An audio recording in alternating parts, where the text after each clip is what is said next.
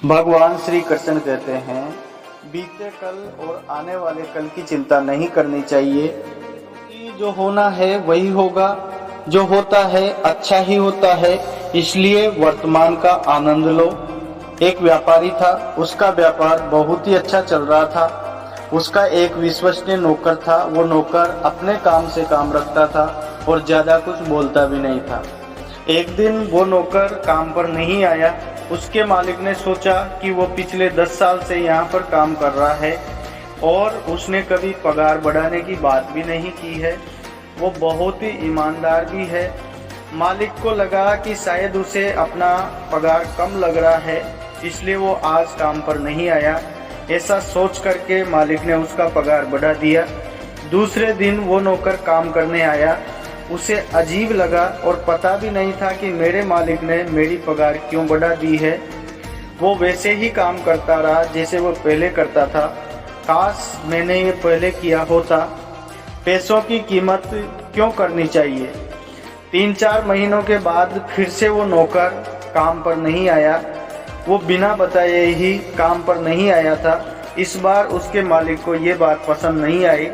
मालिक ने सोचा कि उसका पगार बढ़ाने के बावजूद भी वो काम पर नहीं आया। मालिक ने इस बार उसका पगार जितना बढ़ाया था उतना ही कम कर दिया। पगार कम करने के दूसरे ही दिन वो काम पर आया। इस बार भी वो वैसे ही काम कर रहा था जैसे वो पहले करता था। यह सब देखकर मालिक को आश्चर्य हुआ कि ये कुछ बोल क्यों नहीं रहा है। मालिक ने शाम को अपने नौकर को बुलाया और पूछा कि पहले मैंने तेरा पगार बढ़ाया था, तब तू कुछ भी नहीं बोला था। मैंने तेरा पगार कम कर दिया, फिर भी तू क्यों कुछ नहीं बोलता। आखिर बात क्या है। नौकर बड़ी ही शांति से बोला कि मालिक, पहले जब मैं काम पर नहीं आया था तब मेरे घर पर बेटी का जन्म हुआ था। उस वक्त भगवान ने आपको मेरा पगार बढ़ाने की प्रेरणा दी थी, क्योंकि घर का खर्च पहले से बढ़ने वाला था। इस वजह से आपने मेरा पगार बढ़ाया था।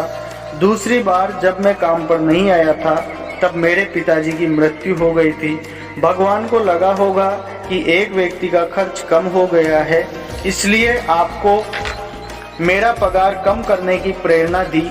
मेरे पिताजी के नसीब में जो लिखा था वो मिलना कम हो गया।